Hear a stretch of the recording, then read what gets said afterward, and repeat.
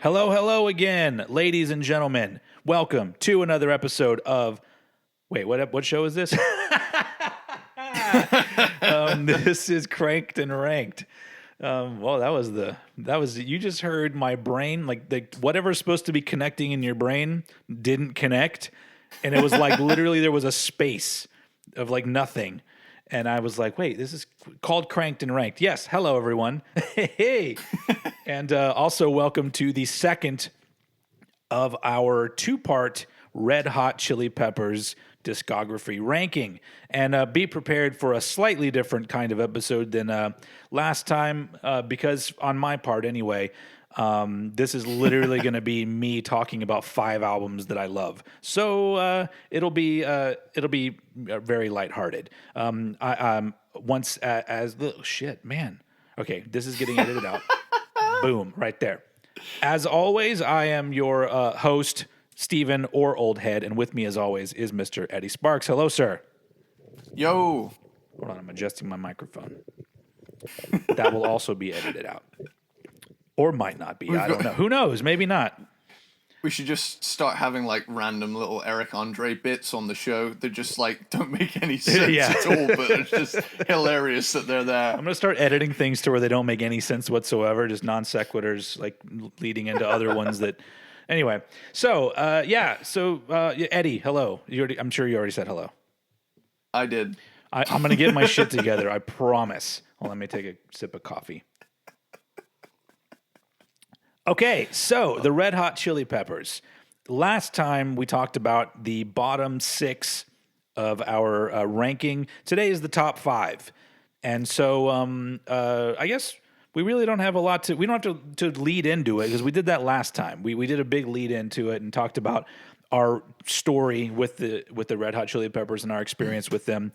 So if you want to hear all that, go and listen to the first part. But this is part 2 with the cream of the crop today. So let's not beat around the stone cold bush. Sorry, that doesn't make any sense, but I had to put that in because as soon as the word bush was going to come out of my mouth, I'm all like, oh, there's a song. There's a song title. I mean, we for some reason we've been on it with the segues and the puns and shit these last few episodes. So absolutely, I'm excited to see where this one goes. Yeah. All right. So without further ado, let's get into Eddie's number 5 Red Hot Chili Peppers album. Okay, so my number 5 Chili Peppers album is Freaky Styley. Nice. So this album has a pretty healthy emphasis on the funk side of their sound. Mm-hmm. Like this is the first to feature the band's original guitarist, Hillel Slovak, who wasn't on the debut. It was Jack Sherman on the debut, wasn't it? Yeah. I think that I don't remember why, because Hillel was originally in the band and then somehow was not in the band during the recording of the first album. Yeah, I think there might have been like a little mini fallout, and then he came back after the album was made or something. Yeah, maybe so. Yeah. It was also, is it George Clinton? George Clinton produced it. Yeah, he produced it. Mm-hmm. Yeah, awesome. It just goes to show it really, really has that real funk emphasis. And Jungle Man is a good opener for this album. You know, it's a great chorus, cool guitar solo from Hillel. You know, not to mention the tasty fucking bass playing from Flea right off the bat. Like, he is just coming into it full on slap mode. Fucking Hollywood Africa is a full on funk fest. American Ghost Dance. Do you know why do you know why it's called Hollywood Africa? You know, I'm blanking now, but I think because it is a cover of a song by the Meters called Africa, but they changed some of the lyrics and changed it to Hollywood. And so that's why it's Hollywood parentheses Africa, because it's actually pretty much a cover of that song. But it's not the Africa everybody thinks of either. So it's like such a confusing like thing. It's like when you say, "Oh, do you like that song Africa?" You think of Toto. Yeah, no, this is a totally different song than that Africa. Oh man, like a lot of songs I find out through this show are actually covers. Yeah. Because like I'll say, "Oh, I like that one," and you'll chime in with, "Oh, did you know it was a cover? I had no idea." There's one other cover on this album. Let's see if you know it. Oh shit. So we get American Ghost Dance. American Ghost Dance. His horns are fucking tasty. Man, like this song is so tasty that they ripped themselves off and made Hump de Bump nearly 20 years later. If You Want Me to Stay, again, like so much emphasis on that funk feel. And that is a cover. Yes. That is a cover of a song by Sly and the Family Stone. Nice. Which is already a really great song, but I think the Chili's did a really good cover of it.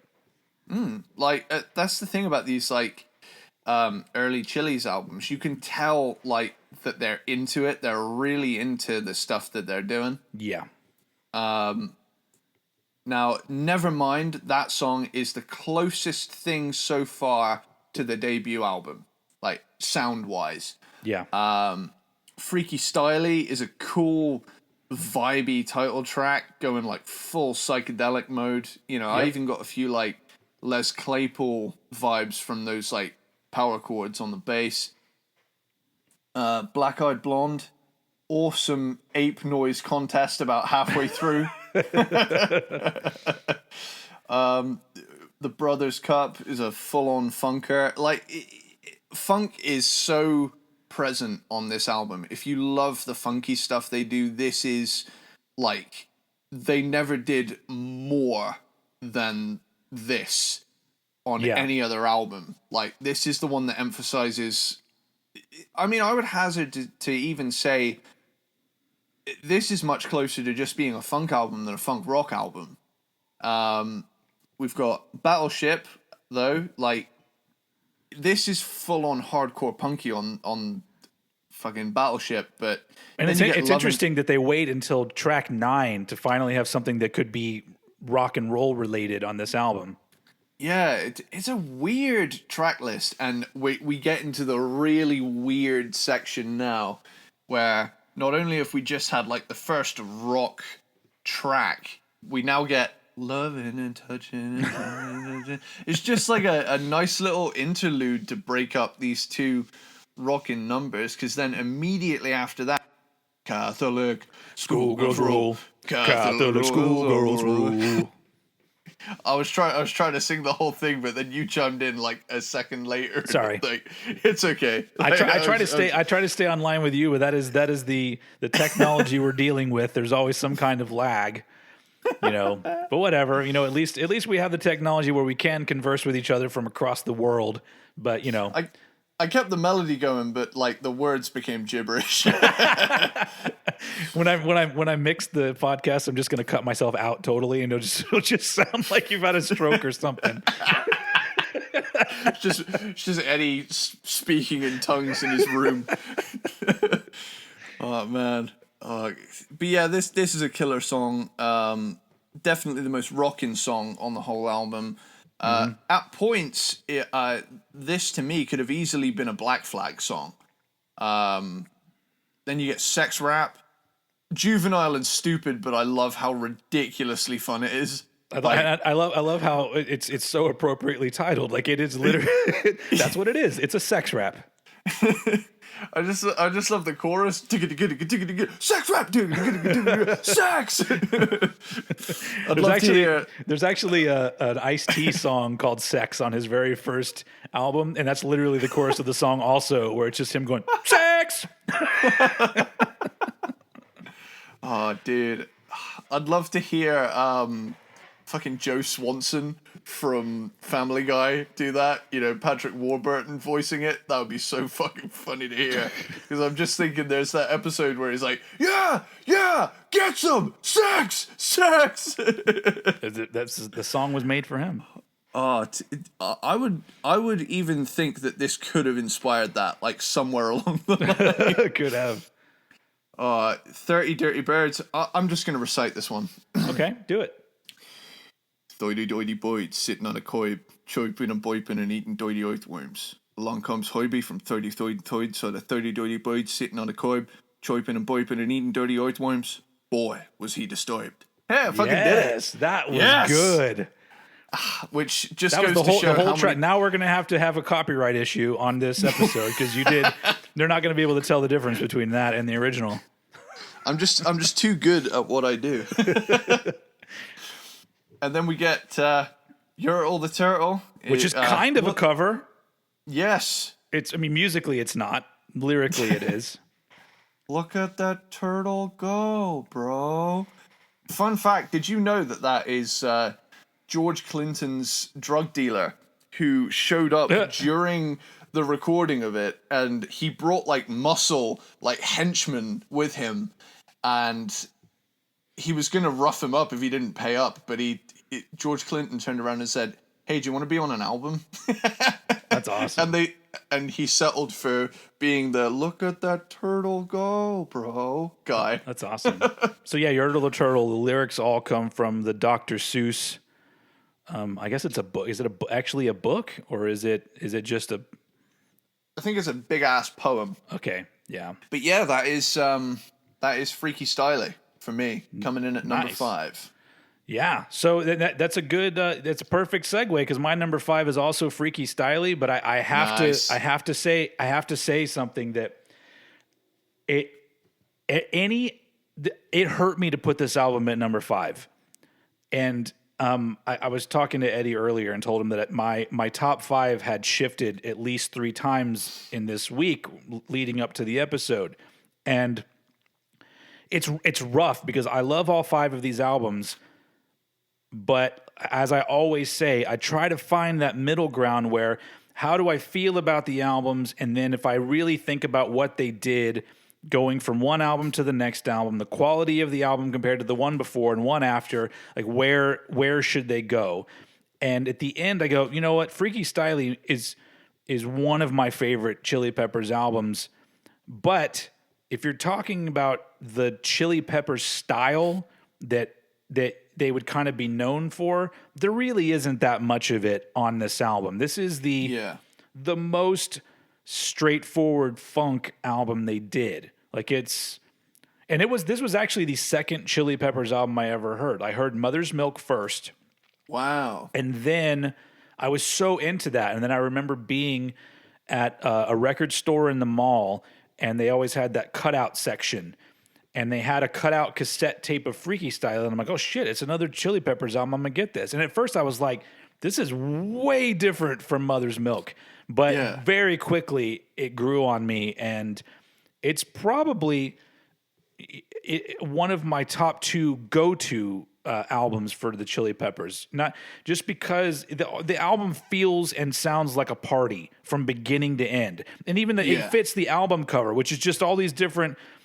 It's like a collage of different photographs of the band members jumping around, all put together that just looks like they're all in the same room. So it's like 10 Fleas and 10 Anthonys, and it's just it's probably my favorite Chili Peppers album cover, just because it's if there was an album cover that I think gets across their vibe, especially in the 80s, this is it. Like it's just crazy jumping around like and I love it. And but another thing that's on this album that, if I remember right, isn't really on any other album to this degree is there's horns all over the place. Yes. And they sound great. And that's why I like this album on its own, because it really does have a cool quality that you don't get on any other Red Hot Chili Peppers album. And it's super enjoyable from beginning to end, thoroughly enjoyable. And honestly, the two rock songs on it are my 2 least favorite songs on the album. Like, I like the funky stuff on the album, and I love the vibe of this album so much that once I really sort of settled on what my top 5 was, I was like, oh man, this one has to go at number 5. But it just goes to show you how I feel about these top 5 albums. We've gone from, me criticizing albums and having to go back, when I say something, be like, look, they're a great band. I just don't think this is very good. And now we're at the point where it's almost like two completely different bands for me. Like this is a band that I absolutely love, which is weird because like the amount of stress I felt putting these in order, you would think that the Chili Peppers were one of my like top 10 bands, but they're not. But some of these albums are some of my favorite albums of all time. So it's just weird. But in the end, because this album, even though it's great, I think as an example of what the Red Hot Chili Peppers were capable of, it's not that big of a statement. It's more just them having a good time making some funky, odd kind of stuff. And that is one thing about this album, though. Even though it does have a very straightforward kind of funky vibe to it, parts of it seem like very weird, almost weirder than anything else they did, in the fact that it's so straightforward in some of the songs. Yeah. But I don't know. It's just a super fun album, and I love it. But it had to go here at number 5, Freaky Styley, and I'm proud. Cool. So for my number 4 is one of the albums that you had in the previous episode, which is the self-titled debut, Red Hot Chili Peppers. Yeah. So, like, I see like a lot of people that crap on this album, but I think it has a fun energy and groove to it, despite its immature, embryonic kind of nature. It's clear that this is the first one, but like it has really cool moments, and that's why it's one I definitely reach for. Despite the ones that I prefer above it, but true men don't kill coyotes. Like it's a catchy song with this cool psyched out vibe and gang vocals, and see, this to me, like, this album often gets credited, like, it doesn't have like a metal thing to it, but people say that this is the first quote unquote funk metal release because this is the first one that really made that kind of effort to have like heavy moments, and I'll get to them. Yeah, but to be honest, this album, for the most part, it a lot of it feels more like post-punk and not funk. Like that's the thing. That's what's weird about it. There are some funk elements and parts on this album, but I think that's probably what's missing from this one for me, is the fact that so much of it feels like they hadn't quite gotten there yet, to where they were meaning to go. But I mean, I have to admit it is a very unique album. Like I can't think of other ones off the top of my head that sound like this one.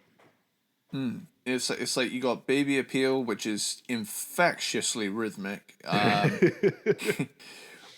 Buckle Down has some great guitar work from the late Jack Sherman.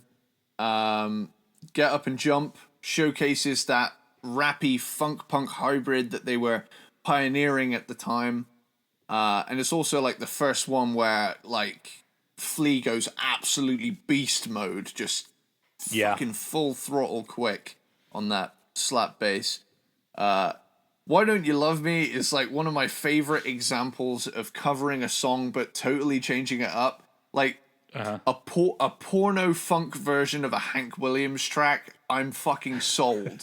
Like Green Heaven is the song that I think of as that like kind of funk metal moment, because it has that real nasty, almost Sabbathy edge to it at the same time. Boom, like it. The whole album isn't heavy, but moments like this and Buckle Down so far, get me thinking, wow, this was like a major player in like that 80s funk rock, funk punk, and funk metal thing just exploding. Mommy Where's Daddy weirds me out a bit, but it's still groovy. Yeah. Out in LA is similar to Get Up and Jump in feel. Police Helicopter, once again, keeps that kind of aggressive, punky funk rap thing going. Fun fact, though, this was the track, I believe, that had the label shit by the producer. From Andy Gill, yeah. Yeah, he, I think he had it on like the reel to reel or something. He just named it shit. I mean, it is, you listen to it, it is kind of a throwaway track. It's just like, Police helicopter shot the sky! Yeah, not a lot happens in it, and it's only 1 minute and 16 seconds long. That's true. But then you always sing the same. Which is 19 seconds long. Yeah, it's just a 19-second barrage of what the fuckness. And, but finally closing out, you get Grandpappy Do Plenty. And this right here has an awesome psyched out vibe, and I love that. You know, anything that has that like ethereal feel from like kind of this alt metal area, I really love. And you know, again, I use the word metal very generously in this context. Yeah. Just to kind of like state where things would go with, you know, like stuff like Jane's Addiction and things like that. It's kind of that sound that I hear in this. Yeah, I get that is true. I guess you do hear a lot of those later bands. You hear a lot of where it went starting here. So yeah, I mean this, and you have to, what was this, 1984 when this one came out? So yeah, like that's, yeah. I mean it's sometimes I forget, just like, you know, 84 for this one, and then Freaky Styley was 85. It's just like that they were doing this stuff, and sure, like you had, you know, Fishbone, I guess, but Fishbone, when they started off, they didn't have a whole lot of rock elements. They were just here and there. So even though they were an odd band, they weren't odd in the same way that the Chili Peppers were. Agreed. Yeah. Although I will say I love the artwork on this album. It's just so fucking wild. Yeah. Like all the bright colors and all the crazy cartoonish things going on it. I love it. I love the way it looks. I think awesome. It reminds me a little bit of like what Facelift would have looked like if Hanna-Barbera had designed it. Yeah. But yeah, that's pretty much where I'm at with the Red Hot Chili Peppers album coming in at number 4. Cool. Obviously, that's not my number 4, because that was my number 6 in the last episode. So, all right. I don't really know. I'm just gonna jump into it without having an explanation. My number 4 is Blood Sugar Sex Magic. Oh, nice. And so right out of the gate, if this is somebody's favorite Chili Peppers album, I absolutely understand. It's a great album. And I initially had this one higher up. But I really went back and started to dig into these and pick apart like what makes them good, what makes them Chili Peppers albums, what makes them different from the one before, the one after, all of those things that I always say. And even though Blood Sugar Sex Magic is a great album, a big thing for me that is missing is the odd qualities that were in the previous album. A lot of those are now gone.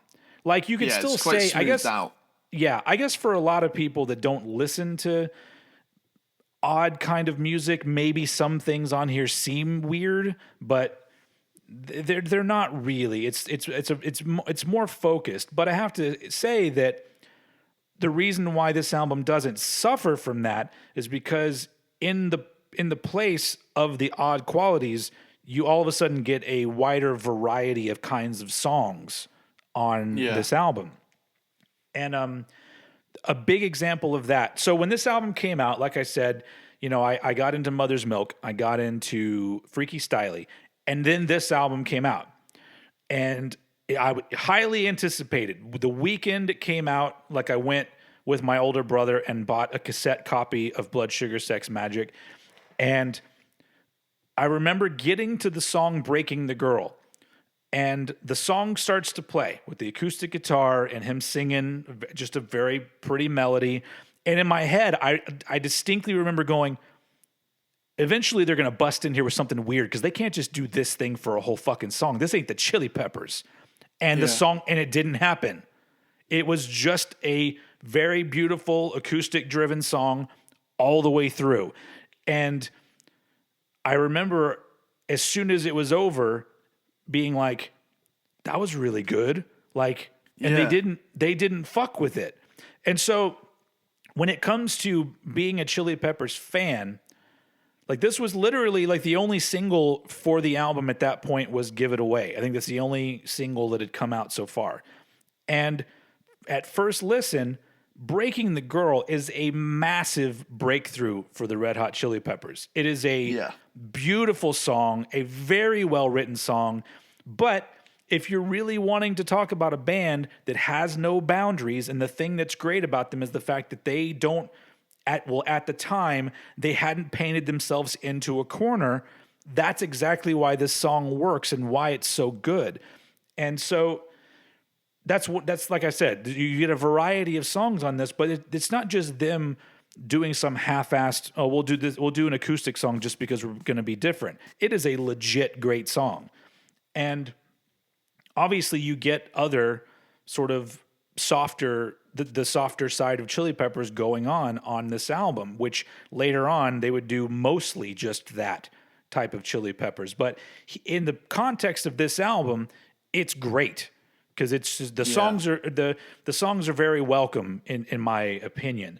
Also, the production by Rick Rubin on this is great. He, like I talked about last time, Rick Rubin at some point in the later 90s all of a sudden I don't know what was going on with his production, and honestly it still kind of is around today where it's just it's fucking brick walled and it doesn't sound good. But this album is not. It's a very organic sounding album, even though it is very well produced. It just sounds like a band in a room playing. It just sounds great. So I think I like that about this album. A fun fact about this album, it was released the same day as Nevermind by Nirvana. Yep. And Bad Motorfinger as well. Oh shit, that was the same day too? Oh my God. Yeah. Yeah, so I think a lot of people call that like the day, what was it, September 24th, 1991 is like heralded as the day rock music changed in the early 90s. That would make sense. But I mean, I didn't actually hear Nevermind until a couple months later. Or no, I guess it was a month later, because I think it was in October at some point that I finally heard Smells Like Teen Spirit. But a great year for music, 91. We've already we did a whole episode on 1991, didn't we? So yeah. Listen to that we did a ranking of our top 5 from 1991, which this album was not in my top 5 of 1991. But anyway, this album is a definite progression. It may strip some qualities out, but it adds other qualities in, and it feels like a step in a different direction, which is what I like from a band. And it's interesting because I saw somebody's comment on our YouTube video for the last one where they were saying that normally I talk shit about bands that don't progress, but now I'm talking shit about the Chili Peppers progressing, and I'm like, no, they already progressed, and then they just did the same kind of shit all around in the same area. That is not the progression. That is, and I don't fault them for it. They do great shit, but Blood Sugar Sex Magic, and I'll even give Californication a tip of this too. It feels like a different album. Whereas after that, they all kind of felt like similar albums just playing in this one area, which I talked about last time. But Blood Sugar Sex Magic doesn't feel like that at all. It feels like a band doing something different and unexpected, which is what the Chili Peppers were, in my opinion, known for being unpredictable. So the album ends up being at number 4, number one, it's too damn long, which a lot of their albums, especially starting now, become too damn long. I don't really know what songs I would remove because none of them are necessarily bad. A couple of them are they drag a little bit, but the second half of the album, there could be a little bit of chopping going on there, but it is what it is at this point. The album it has been what it is since 1991. And in that second half of the album, we can't talk about Blood Sugar Sex Magic without talking about Under the Bridge, which is a very overplayed song. If somebody said that, I'd be like, yep, okay, I could understand that. But unfortunately, the amount of times that everyone's heard Under the Bridge now, I feel like it's done it a disservice because it's such an overplayed song that it kind of obscures how truly beautiful of a song it is. Yeah. And so we start to take these songs for granted because we've heard them so many fucking times. So it's really easy to be like, oh God, do we have to hear Under the Bridge again? And I'm like, well, yeah, I mean, obviously turn the channel or whatever, or skip it. But like just listening to the song, and it's fucking beautiful. It's really well written. And honestly, I like the Anthony Kiedis where he wasn't 100% confident in his singing abilities, but he was giving it his all, which is like what Under the Bridge is. He doesn't sound as good as a singer as he would on later albums, but I just like that. I like that sort of, he's a dude that probably a lot of people were like, he doesn't need to be singing, but he fucking did it anyway. And so I think that that's great. And I love Under the Bridge. And it's a classic. It is a quintessential 90s song. Yeah. And it's there's like a sincerity to it as well. Like, because a lot of Chili Peppers stuff gets like written off as, kind of goofy. But like this song here is like, feels to me pretty straight up gorgeous from start to finish. Yeah, yeah. And they've had songs along the way like that really worked. And this was obviously the first of a few that you would hear that were similar. But so like I said at the beginning, if somebody says this is their favorite Chili Peppers albums, I can't fault them for it because I think you could argue that technically it is their best album. I just don't think it's, how should I put this? It's probably the best album they put out, but I don't think it's the best Chili Peppers album, if that makes any sense. Yeah, I get you.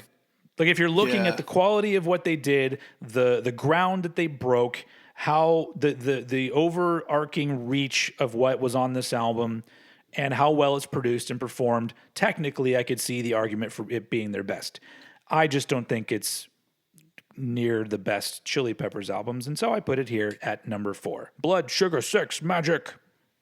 I would equate it to what the Black Album did for Metallica, because sure, yeah, like Metallica honed in on how they sounded, but they made it accessible, and this kind of did the same thing.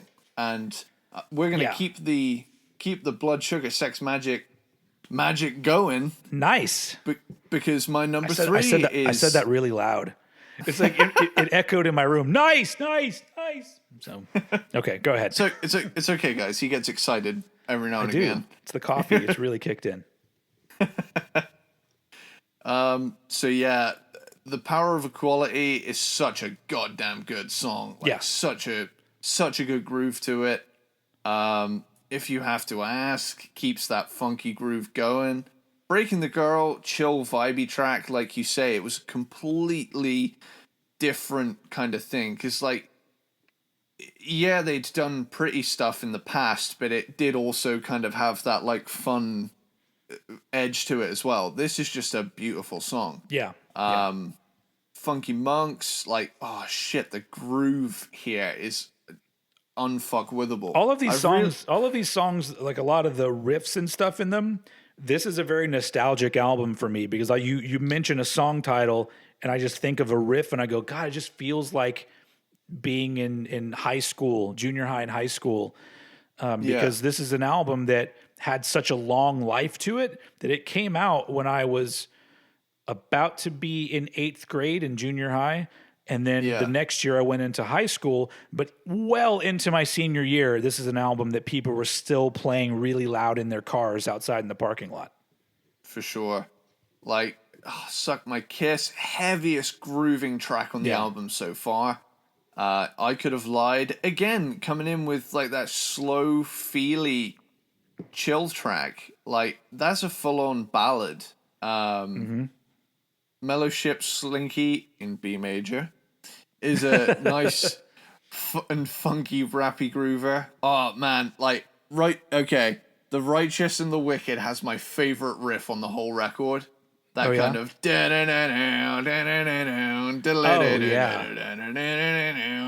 honestly, it gets the audio listeners, they can't see the riff face right now, but it gets that.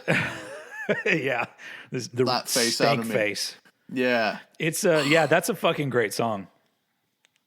There's some like, it's not known again for being heavy, but when that groove hits, you can't help but just think, God, it has its heavy moments for sure.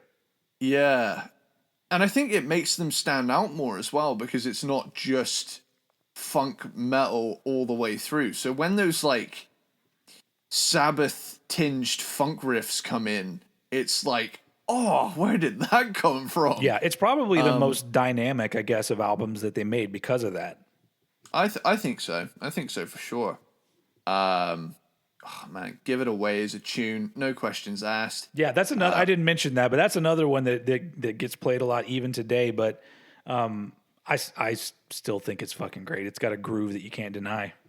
Yeah, no complaints from me. The title track, Blood, Sugar, Sex, Magic, that's a really heavy song. Like, especially in the chorus, that's a full-on Hendrix on steroids kind of thing going on in that. Mm-hmm. Under the Bridge, no, I've written here actually, I totally agree. Under the Bridge is one of the Generation X songs. And I can vouch for this because every single time this song comes on, my mum, who is just a couple years older than you, will go, oh, this is my youth right here. Yeah, songs like this feel good to us people in our 40s at this point. Like, it's all these, and I guess that's why I always say, like, I was kind of I was born at the right time because I don't have a negative attitude towards 90s music, but I also appreciate all of the 80s stuff. And I think that's because in this particular age, me and your mom, or your mum, as you say over there, it hits a nerve because it was like even so, like, once you hear the end of Under the Bridge downtown, I can't hear that without picturing Anthony Kiedis running shirtless down the street because it's just so ingrained in us because it was on TV and on the radio, and some songs are so undeniably good that you just hear them, you listen to them hundreds of times over the years, you know? Yeah, and I feel like as well, for some strange reason, there are some songs that I hear too many times, and after a while, I start to feel maybe a little bit resentful for having to hear them so many times. I have an unfortunate thing with Sweet Child of Mine because it was in fairness, this makes my grandmother pretty cool because it was her ringtone. Oh, nice. For like 2 years, but because it was her ringtone for 2 years, every single time I heard it suddenly like triggered this. Oh my fucking God, how many times have I heard that today? Yeah. You get to a point though, for me anyway, where once you recognize that the reason why you get tired of it is because you've heard it so much, for me, it's easy to take myself away from that because I'll be the first to say that when I go see Metallica live, I'd be okay if they didn't play Enter Sandman or Nothing Else Matters. Like, leave those songs out. Not because I don't think they're good songs, but just because I've heard them a lot. And it's like, it gets to the point where I go, all right, I'm going to go to the bathroom or do something. But I still listen to those and go, these are fucking great songs. And same thing goes Yeah. for songs like Under the Bridge. I think as well though, like where I was heading with that is that there are certain songs though that are kind of immortal as well. And you think this one's one of them? I think this one's one of them because there are certain songs that are just so good they're immune to the overplay. And Yeah. Here's the thing. I'd say Smells Like Teen Spirit is that one for me. Where I will never get tired of hearing that song. Yeah, for me, I kind of compare it as, okay, take Africa by Toto and then take Don't Stop Believing, right, by Journey. Okay. I've heard both probably the same kind of amount of times. Yeah. I could listen to Africa for a full day and not get sick of it. I hear Don't Stop Believing one time and I'm already worn out. Yeah. And I already am not a really big Journey fan anyway. And so that's an overplayed song where I'm like, it's not only is it overplayed, but from a band that I don't really care for. So I think it's more shocking coming from me because I'm like the 80s cheese dude. So yeah. It's, I remember someone turning around and saying, "Oh, you should like this one." I'm like, "Yeah, but I've heard it like 3 million times, dude. Fucking play another Journey song." And they were like, plus I think "I don't know any other Journey." I have a theory on why Don't Stop Believin' is hard to listen to for me anyway. Because the whole song is a build up. Like there's it doesn't go, like there's kind of a chorus, but it's a pre-chorus. Like it's a verse and a pre-chorus and the actual chorus doesn't happen until the end. And so it's like, I just want to get there. It's just like, just skip to the last verse, pre-chorus, chorus, and just get it out of the way. Just do what Faith No More did with Easy and drop an entire verse. I always hate that because I love that verse in that song because I like the original Commodore's version, but so whenever I hear it, I go, nope, you skipped over an entire verse that's really good. That used to be a karaoke song for me, the original. Oh, man, I think I'm just so conditioned to the Faith No More version. I love the Faith No More version. I know I know it's a Red Hot Chili Peppers episode, but like. That's another one of those songs that's immortal from the overplay. Yeah, it's just unfuckwithable. But yeah. We're talking about Chili Peppers. we were on Under the Bridge. Under the Bridge. Yeah, I've pretty much said everything about Under the Bridge. Naked in the Rain. It's got some vibey funk rock. Apache Rose Peacock. This is when the weaker songs start coming in for me. Yeah. Not bad, just not as good as the earlier parts of the album. Apache Rose Peacock, now that big rocking ending is something I miss in a lot of modern Chili stuff. Like, they would do like a laid back song, but then have that big eruption right at the end. But like, nowadays they'll just do like the chill song and it just does the chorus again and then ends. But the greeting song is a fun, funky, grunged out rocker. My Lovely Man is more grooving funk rock riffage. Sir Psycho Sexy is this funky, sprawling, epic sex fest. And then I always just liked how the chorus, he just goes, "He's a man that I met one time." Yeah. Like, that's it. You wrote a whole song about him, and he's just a man that you met one time. Oh, man. And then finally you get something, they're red hot. You know what I'm going to This is like, I feel like they condensed all of the weirdness that they needed to get out into the one closing track right at the end. Yeah. It's an odd ender, but it's, yeah. I mean, honestly, there are still moments that make them a band that stood out from everybody else in '91. So, I mean, I give them credit for that, but comparatively, not as odd. But yeah, like with regards to the whole album, I'll just think, oh, Blood Sugar Sex Magic, but then I'll remember, oh yeah, all of the tasty fucking riffs on Blood Sugar Sex Magic. I'm gonna go listen to Blood Sugar Sex Magic now. Yeah. Yeah. You know? Yeah, that's the thing. This is an episode where all of these albums I think are great albums. And so having to figure out where they go, it was a little bit of a chore. Yeah, it's a tricky one, but yeah, I mean, we're just in banger central right now. Absolutely. We are just awesome after awesome. So yeah, that is my number 3. Cool. For my number 3, this was another one that changed places a couple times. And I would say that even though it's not my number 1, I would say this is probably, if somebody came to me and said, I've never heard the Red Hot Chili Peppers, I want to know what they sound like, I would give them this album. This album is the Uplift Mofo Party Plan. Yes! Which is their album from 1987.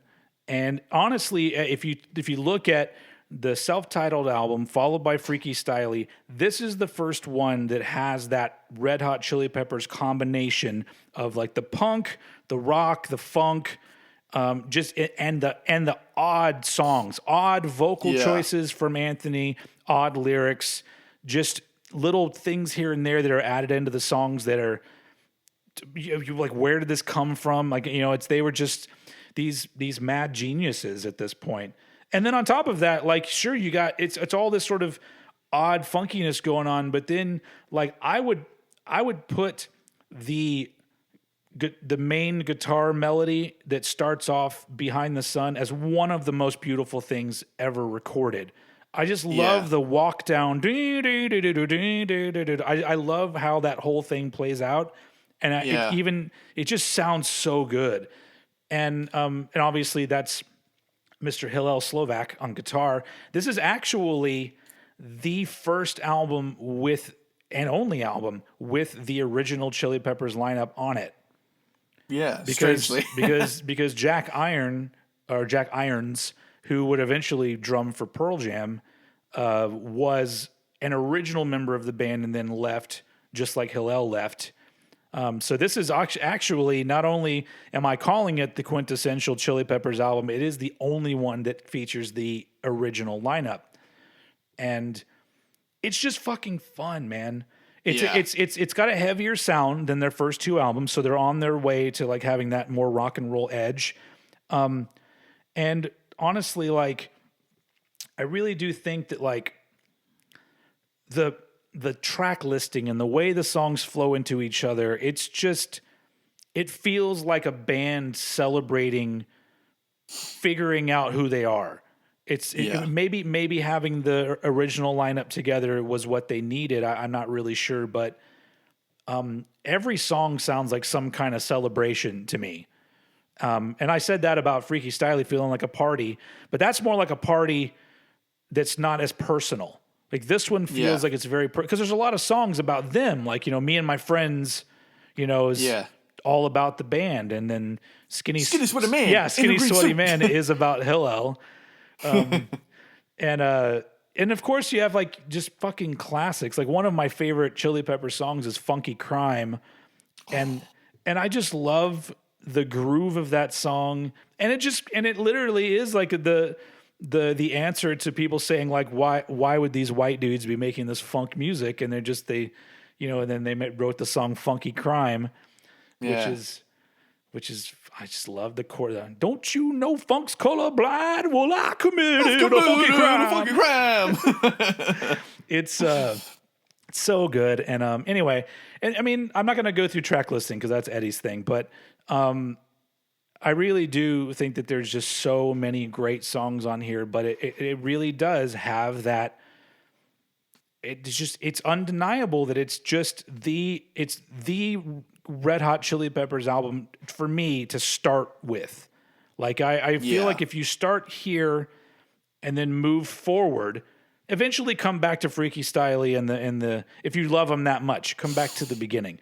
But I really think starting here into Mother's Milk, into Blood Sugar Sex Magic, I just think that you just feel like this band, even though they did experience some loss after this with Hillel passing away and then Jack Irons leaving the band, but I think that this is the point where they, especially obviously Anthony and Flea, when they were just the wind was at their backs, and they were off and fucking running at this point. And so I love this album, but it had to go at number 3 for reasons that I will talk about later. But my number 3 is the Uplift Mofo Party Plan.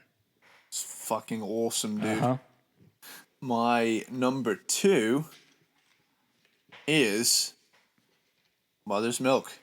Oh shit. Okay. All right. Yeah. Okay, so Good Time Boys, one of my fucking favorites ever. Like, it's heavy and groovy, and that's the sort of thing that I come to this band for. Yeah. That heavy riffs with the funky grooves. And the fucking guitars are loud on this album. Yeah, this is, I would say this is, if they made a full funk metal album, this is what it is. It's probably the only album they made that you could probably put the word metal anywhere near. Yeah, that's the thing. I think there's sprinklings of it on Uplift Mofo, but this, from a guitar tone and usage of that sound standpoint, this one it's got some chugs on it. This album. Hell yeah. Which honestly, if you read about it, I don't think that John Frusciante was actually that pleased with the guitar sound. I don't think he wanted it that heavy. But for those of us who became fans because of this album, it's an asset to it, because we were rock and roll fans, and that's kind of what brought me into this, because it was funky and odd, but it had this heavy quality that just hit everything that I wanted. It just like kind of it's a good bridge for metal fans to cross over into this kind of thing. Sure. If they so desire. Speaking of which, Higher Ground is a full-on funk metal song. I'm not scared to say it. It's a cover of the Stevie Wonder classic, and they took it and they gave it such a fucking good, fun party vibe to it. Yeah, this is probably blasphemous, and I know I'm going to hell anyway, but I think this is a better version than the original Stevie Wonder version. I love that first version. Stevie Wonder's great, especially those albums he did around that time in the 70s. But man, I don't know. There's something about this song where it just breathes so much more life into it. I think it's like, I feel consistently amped throughout this song. All I need to hear is that boom, and I immediately think, party! It's Subway to Venus though, like, jumps back into the funk vibes. Yeah.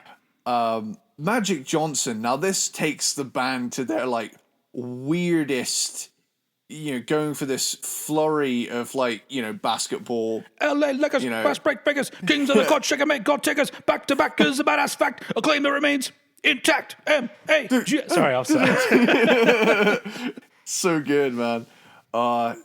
Nobody Weird Like Me. Now this is one of the heaviest, most chaotic songs, like, in the genre. This is in my probably top 5, maybe even top 2 Chili Pepper songs.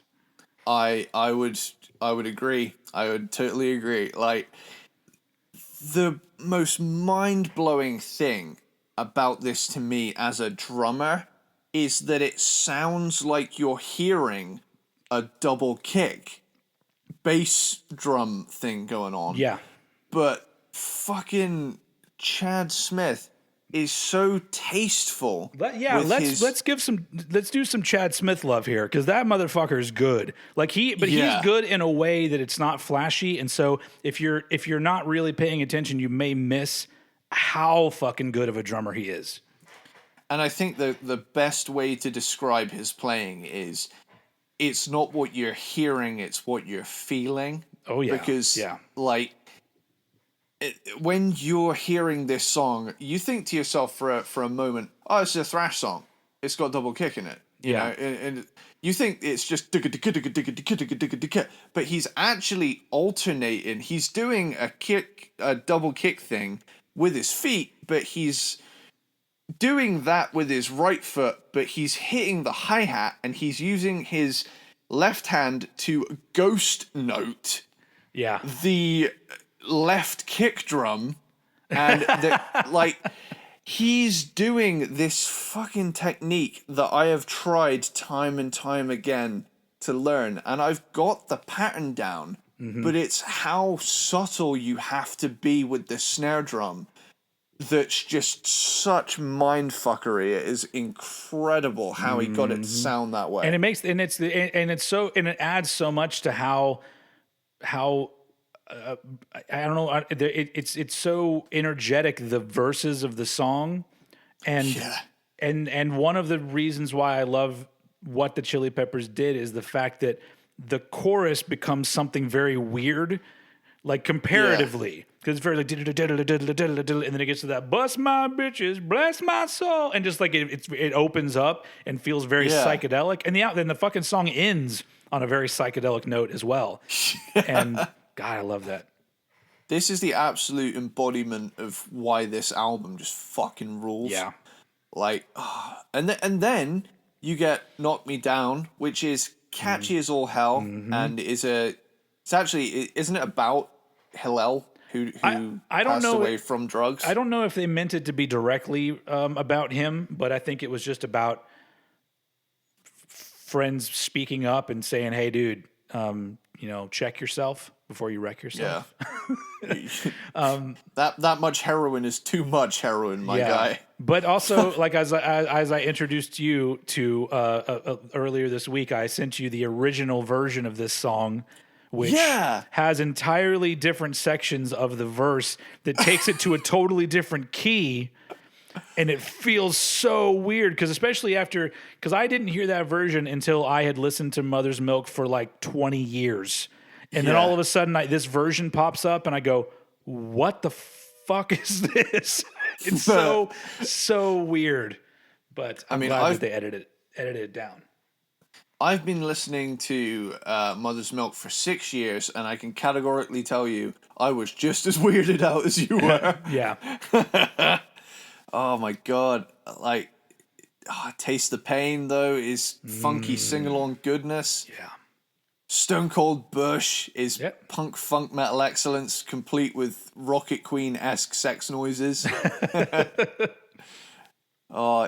Fire is a Jimi Hendrix cover recorded prior to the death of Hillel Slovak. This was actually recorded as like a separate session completely, and you can tell the production on this song sounds way different to the rest of the album, but it's a nice tribute to their friend that they'd lost. And, absolutely.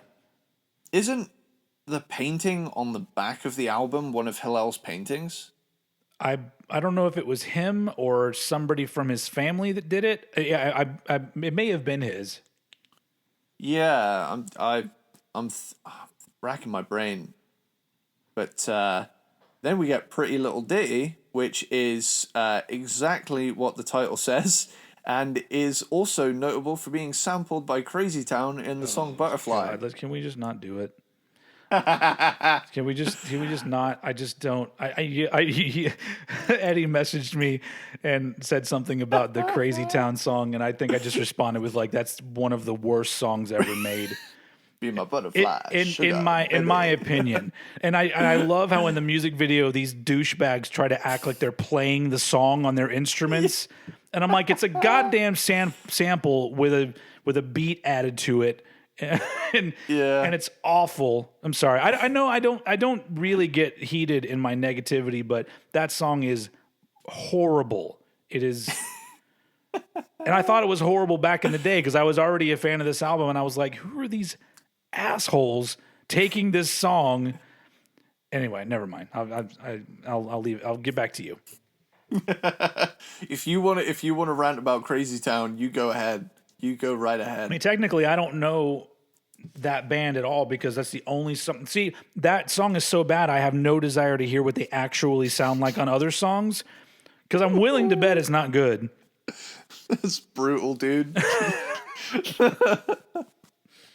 Oh, man. But then we get punk rock classic is thrashy, funky, hardcore punk. Love it. And it ends with your favorite Sweet Child of Mine riff at the very end, too. Yeah, I love the fact it's taking the piss out of it. That's like that's my favorite part. Yeah. It's just this version of the riff is what I hear now. Is just that kind of like off kilter version. The thing that I about the song I always remember is there's a verse on it where they talk about David Letterman, and then they say the line, put us on your show, you'll regret us then, or something like that. And then later on down the line, they fucking played David Letterman and just played a song, and I'm all like, come on, Chili Peppers, you were supposed to make them regret it. Oh man, Sexy Mexican Maid. As I'm looking at it, that song is baby making music if ever I've heard it. Yeah, absolutely. And Johnny Kick a Hole in the Sky is a fun rockin' funker to close out the record. And in my little bit of research that I did around Mother's Milk, because I was so fascinated by this album, what is it? Here it is. I'm looking it up now. There was actually a radio only, like, promotional single sampler that they did called For the Thrashers. It's literally called For the Thrashers. And it's 4 songs from Mother's Milk, and it's Stone Cold Bush, Fire, Nobody Weird Like Me, and Punk Rock Classic, which, if you listened to it alone, technically is a thrash metal EP. Well, I guess aside from Stone Cold Bush, but yeah, that's all very rockin' stuff. I just thought it was so interesting that they made a conscious effort, with that little EP to say, hey, fans of heavy stuff, we accidentally made a really heavy album. Well, I mean, want to check it out? To be honest, like around this time, the stuff that they were doing,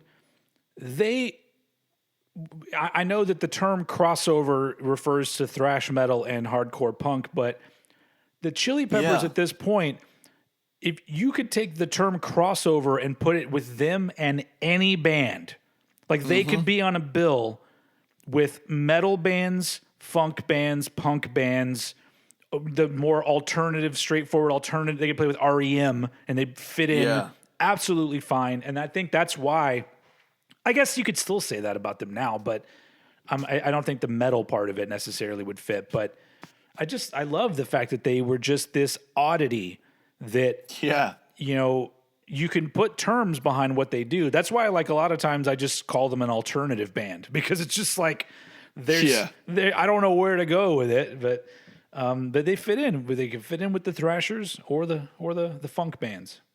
Which is fucking awesome. Absolutely. I love bands like this that can just play any bill and nobody bats an eye, you know? Yeah, especially with the quality of shit that they were doing around this time. So, are you done with Mother's Milk? While we're just on the subject, I remember seeing a lineup that was...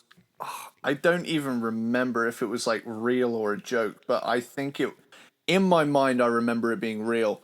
There is somewhere... It was a festival...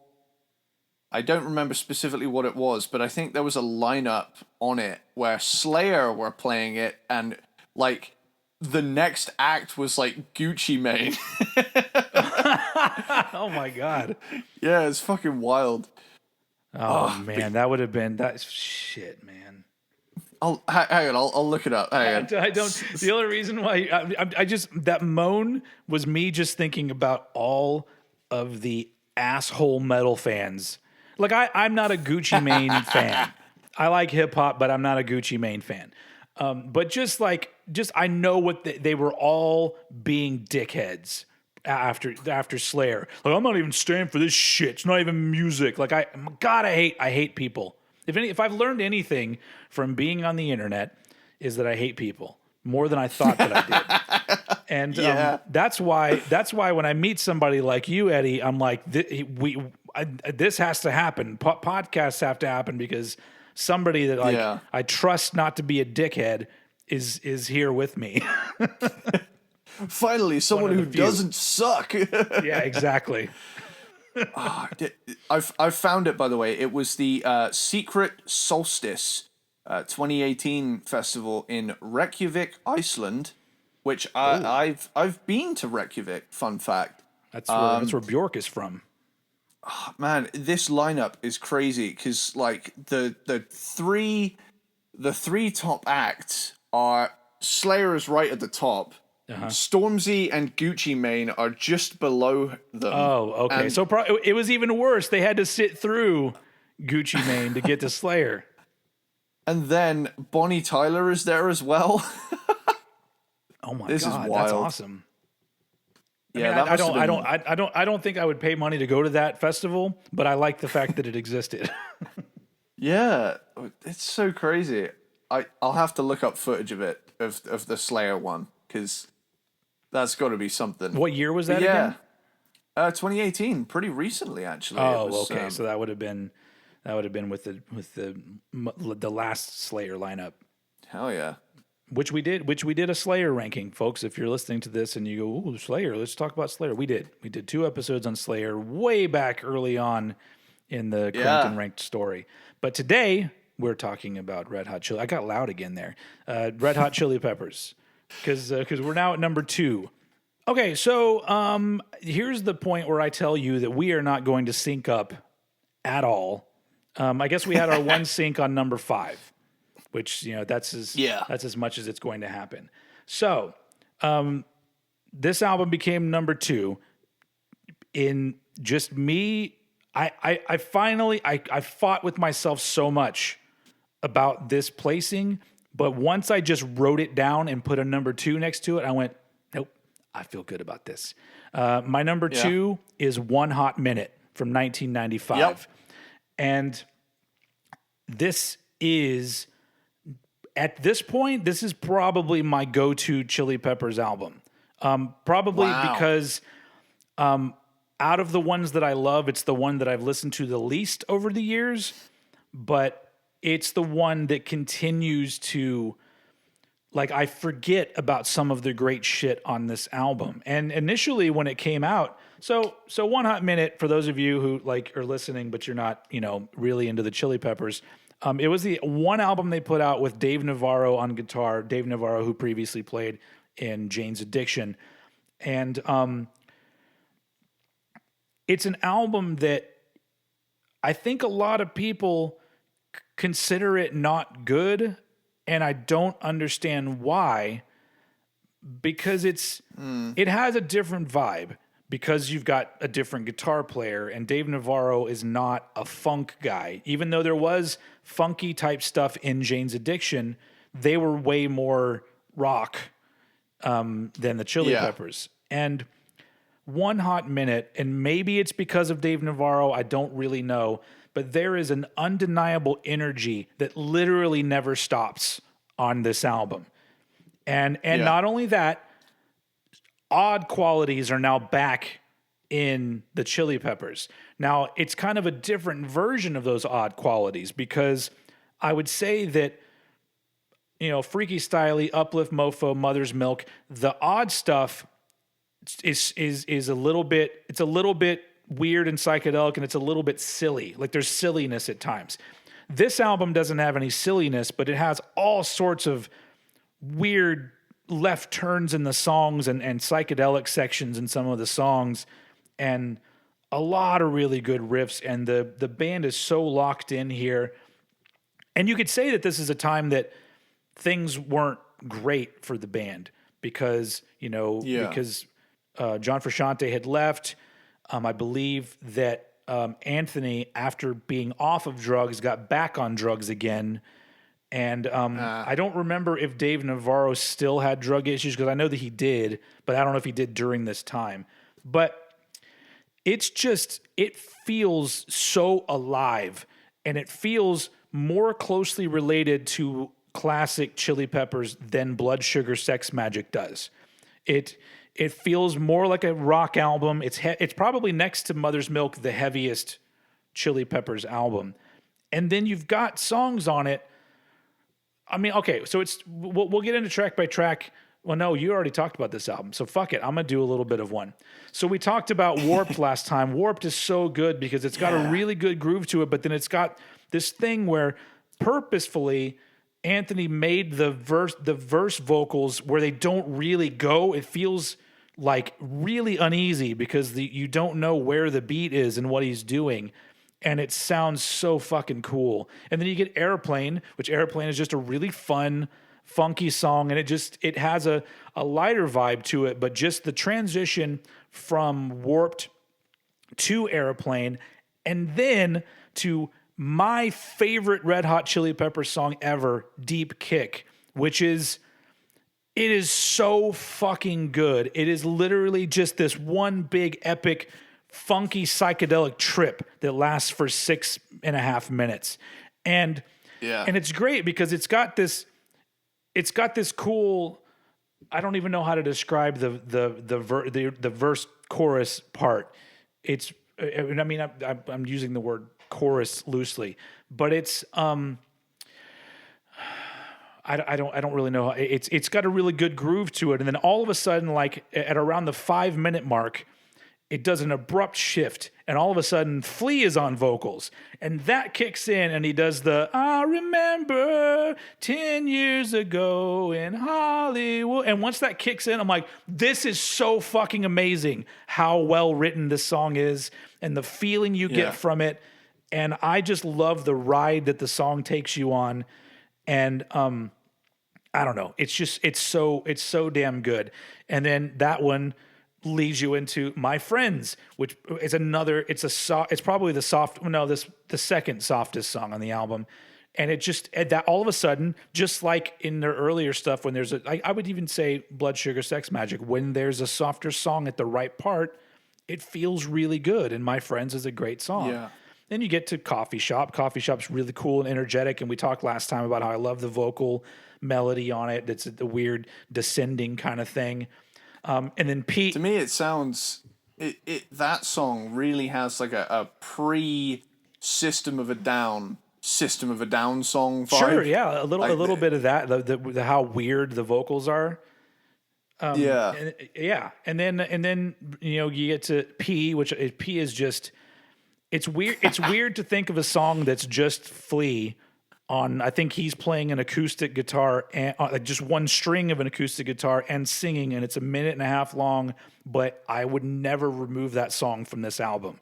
It is, it's classic. Yeah. It's got some great I'm lines. a pacifist, so I can fuck your shit up. Like it's, I love it. And then leads you into One Big Mob, which is another one of my favorites because it does that same sort of thing where it's got this cool.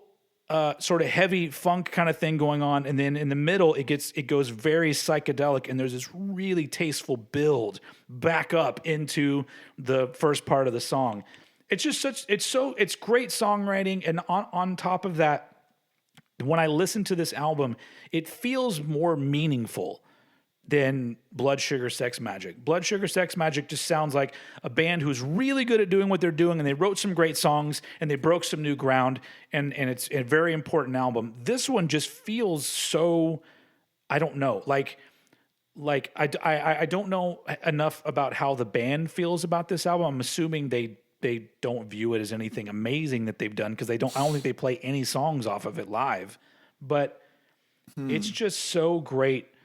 I mean, I'm not going to do a complete track. I'll stop there. But like, I guess the only other track I really want to point out is Tearjerker, which Tearjerker is a really sweet song about Kurt Cobain, and it's a very cool song, especially for those of us who were Nirvana fans at the time, and so.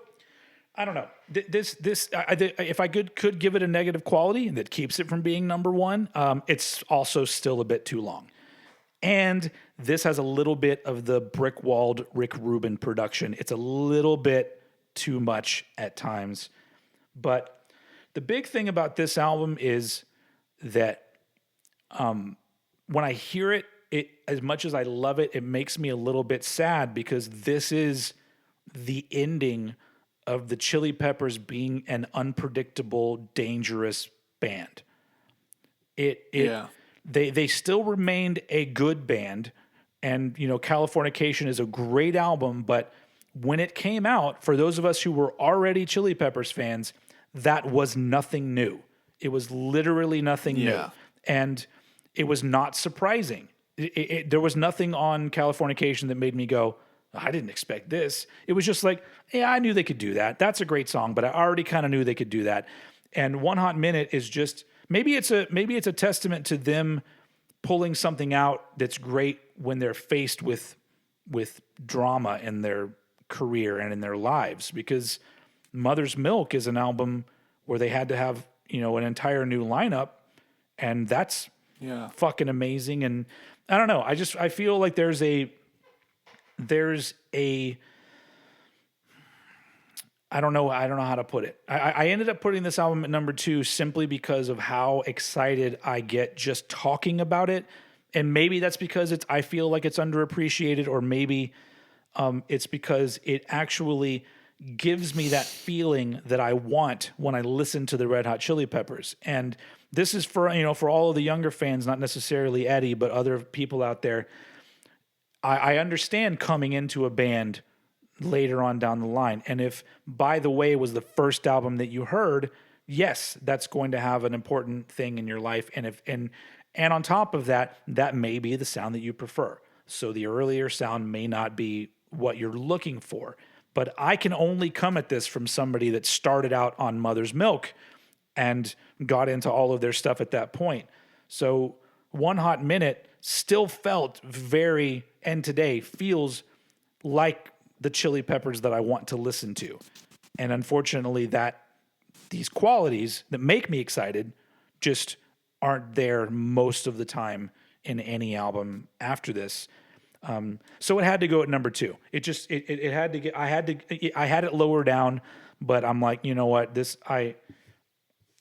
all the reasons that I just spoke about long-windedly right there, is why One Hot Minute has to be my number 2. So there you go.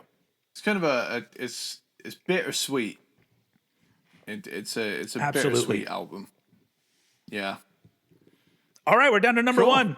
I just got loud again. Down to number 1. I'm having trouble controlling the volume of my voice. I've got that fucking.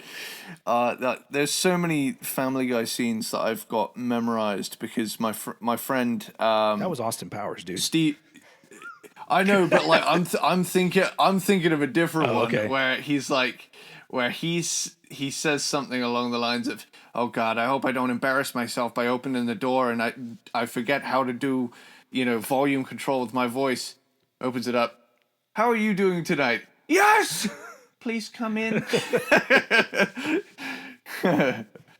Oh man, my friend Stephen, who I grew up with back home here. So this is British Stephen. Does he spell his name with a PH or a V?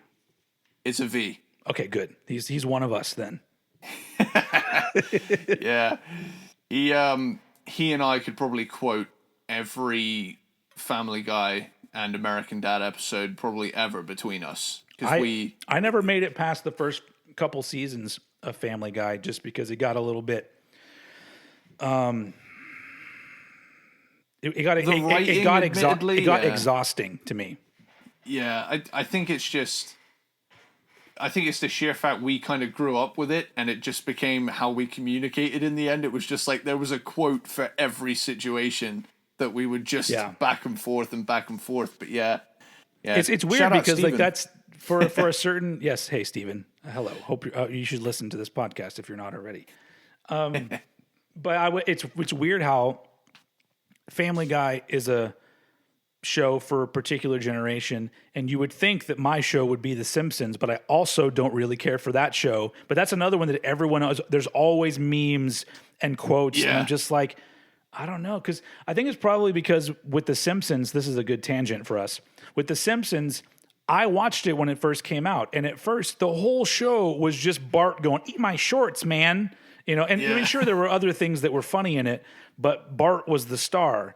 And after a couple of seasons, I went, I don't really give two shits about Bart anymore. And I realized that the show evolved, but I never reconnected with it. Like I had friends that were so into it, and I would watch an episode and go, "That was pretty funny. Can we not watch anymore now?"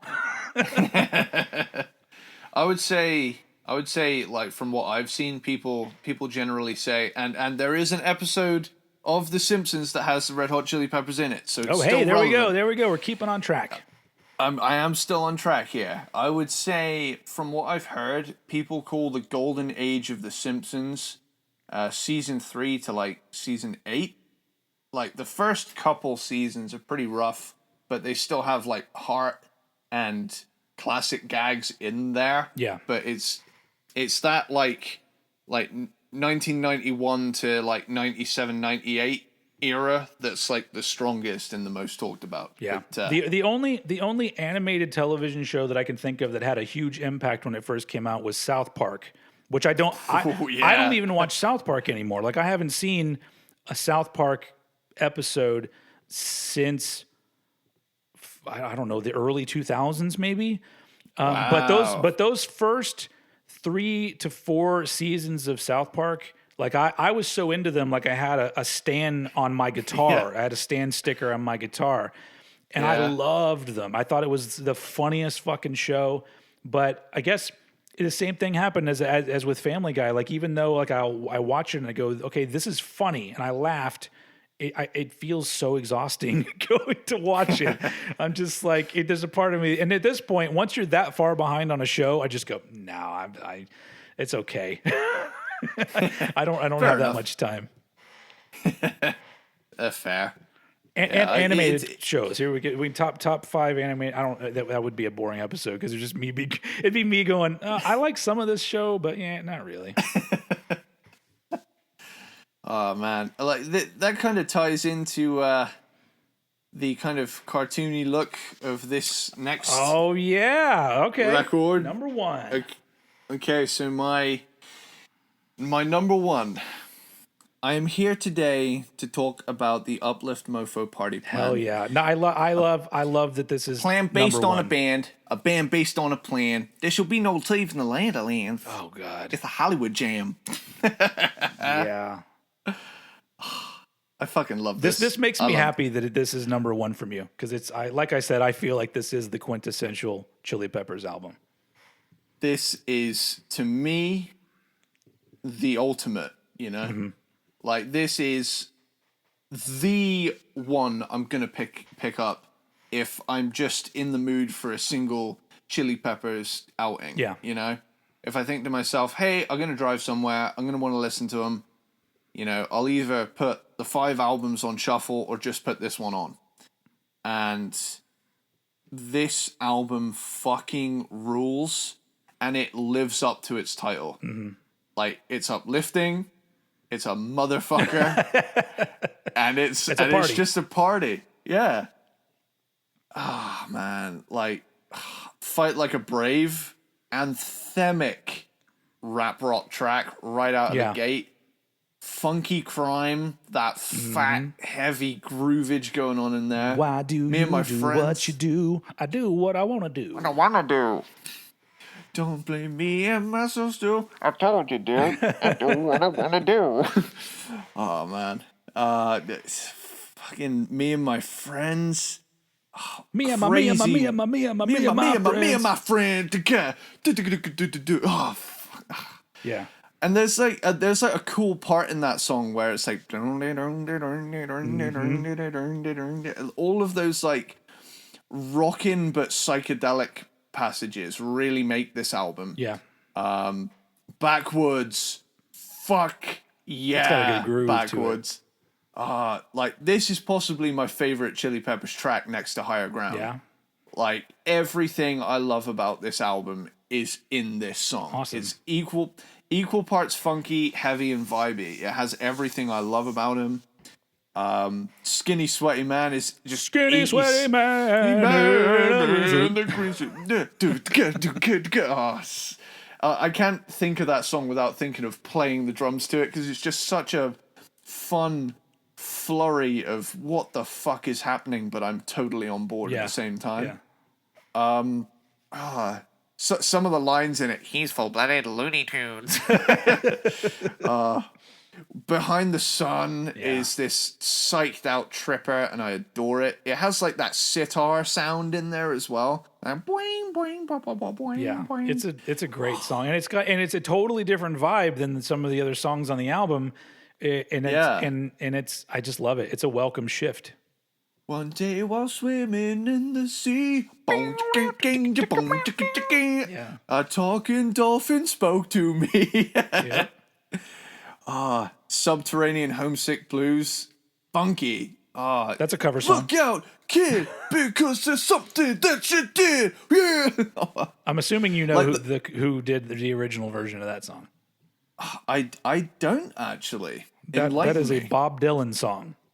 Holy shit. Yeah, it mean- it sounds totally different. It doesn't sound like that.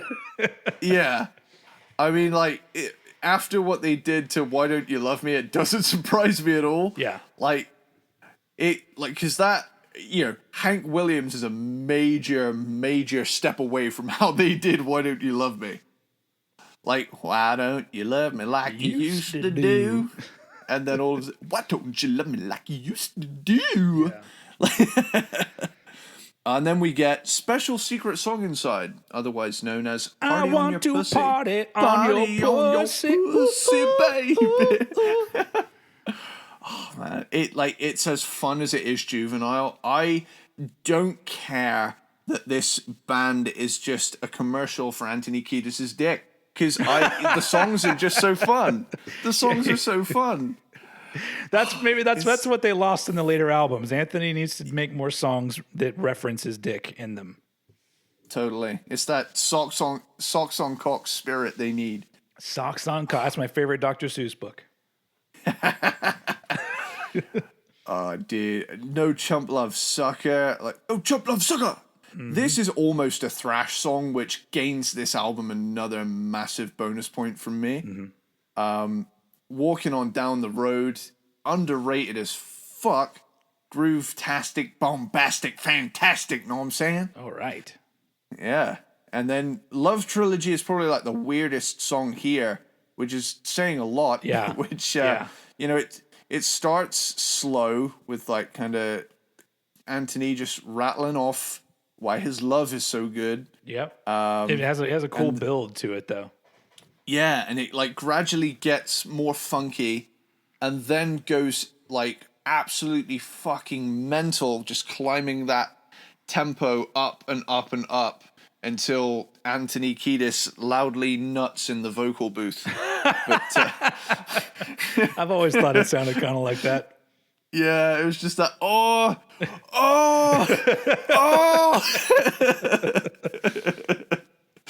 And then finally you get Organic Anti-Beatbox Band, which is full-on party goodness. Yeah. Like, this is the song that finally seals the deal. And I feel like you could leave this on a loop at a party with people with good music taste, and everybody would just be having a great time. Yeah. Say, like, just if me and you cloned ourselves like about 20 times, and there were just a bunch of us walking around. You know what? Yeah. That sounds annoying. I would not. I think I would be okay with hanging out with 10 of you, but I would annoy myself. I would just go the fuck away, dude, because I already don't want to hang out with myself and there's just one of me. I wonder how long it would take for one of me to pick a fight with one of me. Oh, that'd be funny. We'll never. Fun social experiment. The cloning, that kind of cloning technology will happen way after we're gone, unfortunately. But it would be nice if anyone's hearing this in the future. If these podcasts last for some reason for like 1,000 years, how's everything going? Just in the archives. They'll be like, "Who the fuck is? Or what are they talking about? The Red Hot Chili Peppers? Like it's like imagine how much of this music we talk about now, because we're dealing with such a short timeline when it comes to the Earth. Like that's true. Give it. If the Earth doesn't completely get destroyed from the environment and all that shit and global warming. Let's say we find a way to stop the world from everyone dying, and we last another 500,000 years. Yeah. In 500,000 years, I don't think anyone's going to know what we're talking about right now. I don't, and that makes me kind of sad because there's a part of me that wants to think, oh, this music's going to live on forever. But I'm like, forever is a really fucking long time. And like, I couldn't tell you what music was popular in the 1800s. and that's not even that long ago. I kind of like the idea of like people treating like classic rock, as it will come to be known eventually. Everything eventually gets swept under the classic rock umbrella with age. But yes, that's the thing. I'm reaching now a conclusion that like this will be eventually the same age as classical music is to us. And I wonder if, like, in 400 years, there's going to be, like, funk metal connoisseurs that are just there, like, yes, Red Hot Chili Peppers, Battleship Slinky, and be or even more so, like, go even further, go thousands of years down the line, and it'll be like we're discussing the primitive sounds made by humans around the 1900s. Like, it's just, it's like, remember, they were so unevolved back then. Do you remember the bass guitar? Yes, that primitive instrument that went bonk-de-gink, bonk-bonk-de-gink.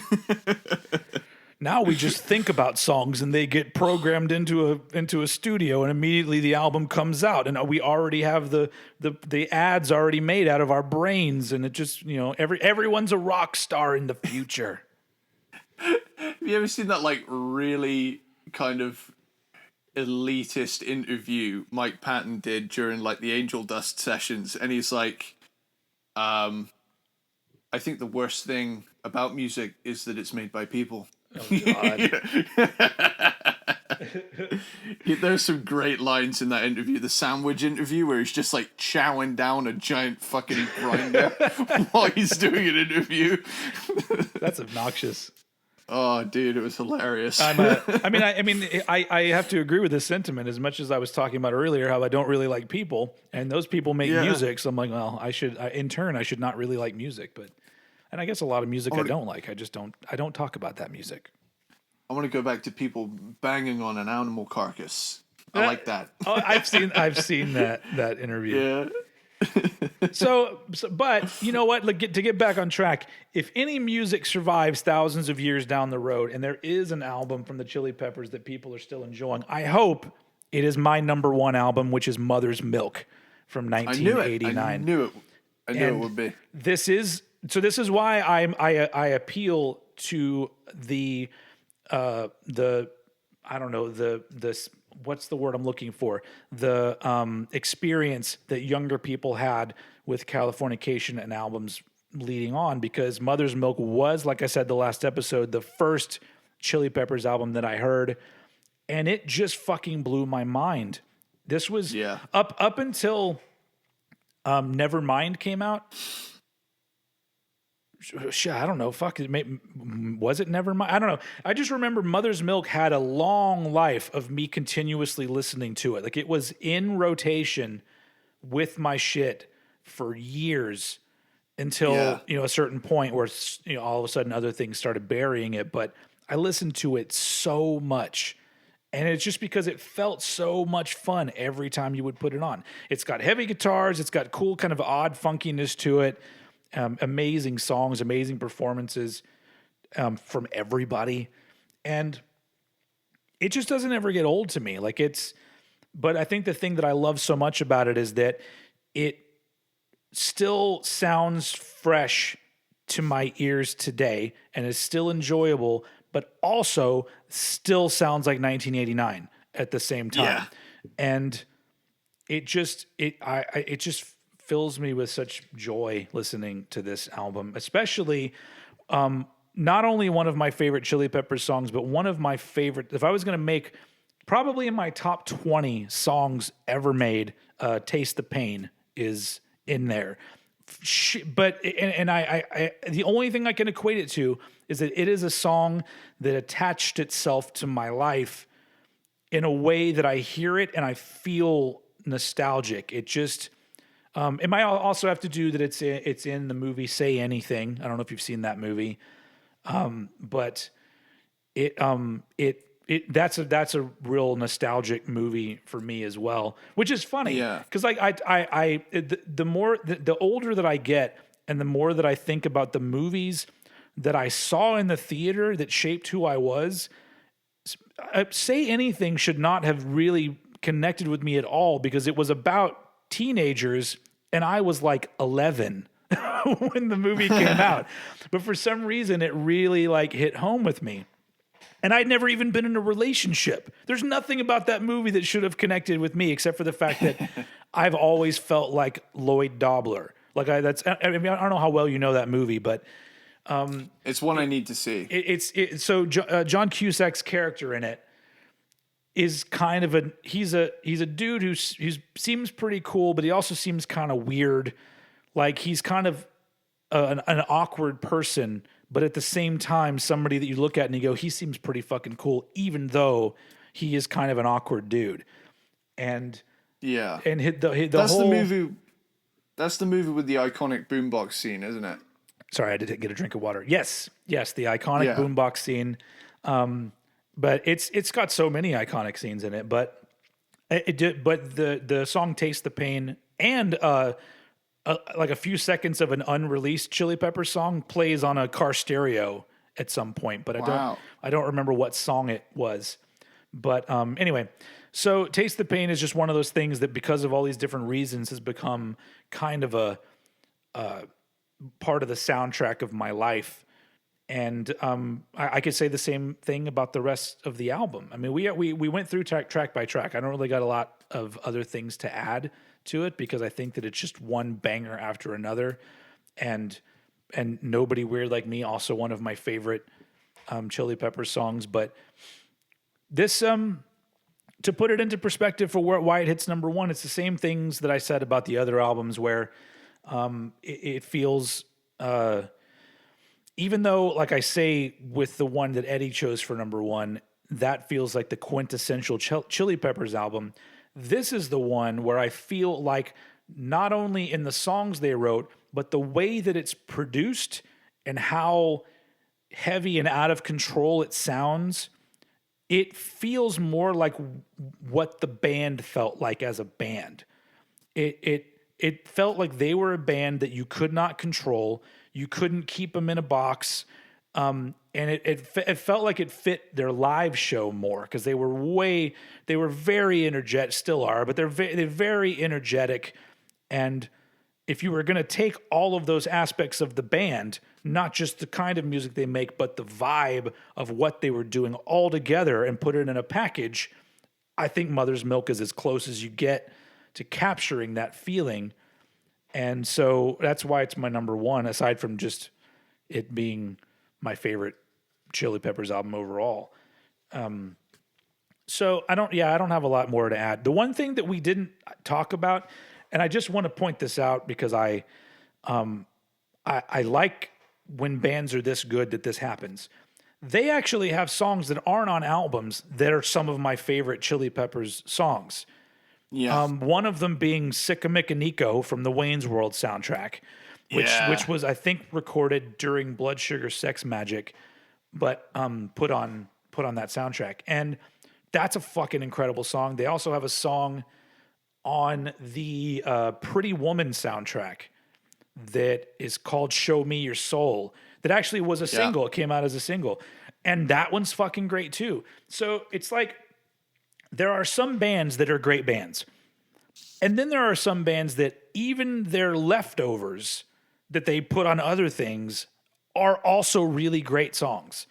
And so at the end of the day, no matter how I feel about where the Chili Peppers went, what they did from the early 80s through to the mid 90s, that is enough for me to always and forever say that I am a Chili Peppers fan. They were so important in my life. They were one of my favorite bands when I was younger, and they are one of the few bands that still excites me in a similar way. Well, their early stuff anyway, the same way that it did when I was younger. The vibe never gets old of these albums. Yeah. So, but that's So I don't know what else to add. Do you have anything else to add? We now have our number ones. It's funny actually. I was watching Fresh Prince of Bel-Air the other day. Oh and it was the episode where he has to kind of just hang out with that really posh girl, and they end up in like a biker bar. His cousin, No, it's what's it? I found the episode. It's the one where he wants to go to the he wants to borrow the car to go to a Ziggy Marley concert in Nevada, but he has to keep an eye on his Jeffrey's old employer's daughter. Oh, okay. And she's British, and she just wants to have fun despite all of the sophistication she puts on. Yeah. All of a sudden, she's like, "Oh, stop being such a wanker and let me have some fun." That's the British version of Fresh Prince, where she calls him a wanker. Well, that's because she's British in it. Oh, so, yeah. Okay. Yeah, so that's one of the lines. Oh, stop being such a wanker. Man, I gotta go back and watch all these again. I'm a secret message to my wife, because she listens to these episodes. If we're not already back on watching Fresh Prince of Bel-Air, we need to start now. Okay, there you go. Where I was going with that, Higher Ground is the music in the background of the biker bar scene. Oh yeah, and that would make sense, because it was late '80s is when that show started. Fun fact, actually, it's what is it? Have you seen the Fresh Prince reunion yet? The reunion special. Yeah, I did see it. Yeah. That was cool. I guess it was 1990 when Fresh Prince started. Yeah, it was. Yeah. It was weird. Now going off on a tangent about Fresh Prince, the only thing that I didn't like about it was that they had this really long, uncomfortable conversation between Will and the original mom, but they didn't ever really say anything. Like, nobody ever really said what each one of them did. It was like this sort of vague conversation where I'm just like, just say the shit. I mean, you're both fucking adults. like fess up to how you acted. And so it was really weird for me. I think they might have been playing the we don't want to bum people out too hard kind of game. Yeah, I mean, it was cool. It was sad that Uncle Phil wasn't there. That was one of my favorite sitcoms ever. And yeah, for sure. But it's been a while. Like when they originally released all the seasons on DVD, I watched all of them. But that's been many years now. But now that we got the what's it called, HBO Max over here. I don't know if they have the same thing over there, but the seasons are on that. Well, it's funny actually. Recently, I was mortified to turn on Netflix because it was on Netflix over here. Yeah. And I turned it on, and I was mortified to find that it wasn't there. And I thought, oh shit, Fresh Prince isn't on Netflix anymore. Like, the thing is, I've got the first 5 seasons on DVD, but I can't find the 6th season outside of the complete season box set, which is kind of pointless for me to get now anyway. But, like, I thankfully looked it up, and for some weird fucking reason, it's now on BBC iPlayer. Oh. So, okay. Yeah. That's Britain for you. I have to ask. We're wrapping this up by not talking about the Chili Peppers, but that's okay. I have to ask though, because you're a very big fan of that show. Are you also a fan of the albums that Jazzy Jeff and Fresh Prince put out? I actually do need to do a deep dive of. Do you know what? We should do that at some point. I know. I literally just thought in my head, oh, maybe we could rank their album, because like the actual. Because Will Smith did stuff on his own, but if you take just the Jazzy Jeff and Fresh Prince album, I think there's only like 5, maybe 6 at the most. Look it up. Let's have a look. And that would be our first foray into the hip hop world, which I love that shit. I'm quite happy to. I know a lot of people listening to this will be like, don't do that. We have to deal with this rap shit all the time, and you guys are going to ruin a good thing. Well, you can go fuck yourself.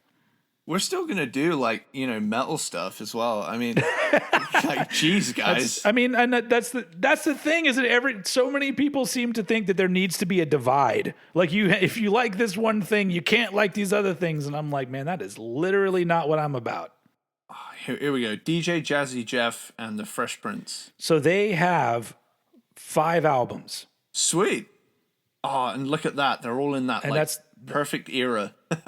Oh, hell yeah, 87 to 93. And honestly, I don't know if I've ever heard Code Red, their last album, so that'd be an interesting one for me. But we should totally do that. We're not going to do that yet, folks, but I think I like the fact that we're opening ourselves up to being a little bit more interesting.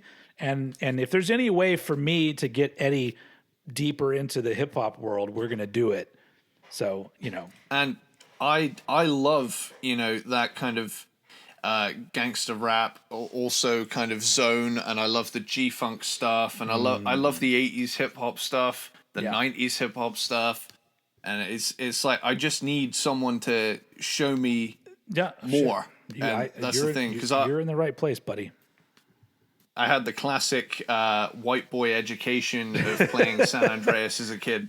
Yeah. Well, the reason why it's so great and would be fitting for our show is because hip hop, just like metal, had all the best shit. Like there's the classic stuff that's undeniable, but late 80s into early 90s is just like metal. Yeah. Is a hip hop gold mine of great shit. Yeah. So it's like, and I was into both of those things simultaneously at those times. And so like that, I think that fits because you're a big fan of that era. And, you know, just like with metal, there's stuff that isn't that great, but there's just like there's so much to get into with that music. And I guess that music feels important to me because that hip hop is undeniably American, and I'm from America. Yeah. Whereas, like, if you want to talk about the music that I love when it comes to metal and rock, you can draw all these direct lines, and they all go over to the UK. It's like, you know, it's like it's all connected to there. Whereas hip hop is American, and it's one of those things that makes me. I don't normally say things like I'm proud to be an American, but when I think of hip hop, I go, that is one aspect that does make me feel proud to be from here. That's awesome. I'm gonna put music underneath that. It's gonna be. It's gonna be like my favorite. I don't know why that just popped in my head, but one of my favorite speeches from a movie ever is from the movie License to Drive, with Corey Haim and Corey Feldman, and it's Corey Feldman. James Avery is in that. Yeah. Uncle Phil. The cup was empty. Anyway, so I love that we're totally getting off. If you're still listening, Peanut Butter Platypus, put that in the notes in your comments. Anyway, so the speech is the one where they've almost wrecked the car, and Corey Feldman's speech is that piece of paper in your pocket. That's not any ordinary piece of paper. That is a driver's license, and it's not just a driver's license. It's an automobile license, and it's not only an automobile license. It's a license to live. A license to be free, a license to go wherever, whenever, and with whomever you choose. Fuck yeah. And scene. I fucked it up a little bit, but I love it. Dude, I am ready to go drive somewhere and then be turned around because it's still locked down. After Jazzy Jeff and the Fresh Prince, we are going to do a ranking of Corey Feldman's albums. And then shortly after, our happen, top folks. 5 patriotic anthems. Oh, God. Proud to be an American. No, just get the fuck out of here. That is nonsense. Anyway, too far. Right, so there you go, folks. For this ending. You know what? I think for the vibe of the original Chili Peppers, we were just doing whatever the fuck we wanted for the end here. So it's almost like we're paying tribute to the band. And so that wraps it up for the Red Hot Chili Peppers. As usual, please put your comments if you're listening to this on YouTube. If you're listening to this as a podcast, go over to wherever it is that you can leave a review and a rating, and do that, because I think that has something to do with us being seen by more people or heard by more people. We like that. And you know, really, that's how we would like more people to listen to this. But so yeah, comment and let us know like what your top 5 would be. Really, I just this has been fun. It's a fun band to talk about, and not to give anything away, but next time we're going to be talking about another band that also is going to be really fun to talk about. But I'm not going to say anything else about that. Do you have anything to add before we can get out of here? Bring your Aquanet. Dude, that gave so much away, dude. I'm going to edit that out. But no, you know what? Most people have signed off by now. Like if you, that's why I love actually nobody's been commenting peanut butter platypus. That last episode, it's so funny that the Red Hot Chili Peppers are one of the most successful rock bands around the world. Yet the first episode is like, meh, nobody cares that much. That's interesting to me. Anyway, okay, but no, Chili Peppers. Do you have anything to add about that before we head out? I think they go very well in curries and spicy foods. They can't hear me shaking my head. Okay, so that clearly that's a signal that we're done. Anyway, so that was fun, Chili Peppers, and we'll be back next time with another ranking. But we do have some ideas that we're going to throw in to make things a little more interesting. Obviously, we just came up with one on the fly talking about Jazzy Jeff and the Fresh Prince. But I think that we have now opened our minds to seeing how far we can take this thing, and how ambitious we can be. So anyway, that being said, once again, we love you very much for listening to us or watching us on the Old Head channel. And if you're on the Old Head channel, head over to the Eddie Sparxx channel and subscribe to that, because he has a lot of great shit coming out. But that's all we got for you for this episode. Thanks for listening. Thanks for hanging in there to the end. For those of you who are still here, and Mr. Eddie Sparxx, as usual, please take us out. Now this is a story all about how I said later, dude.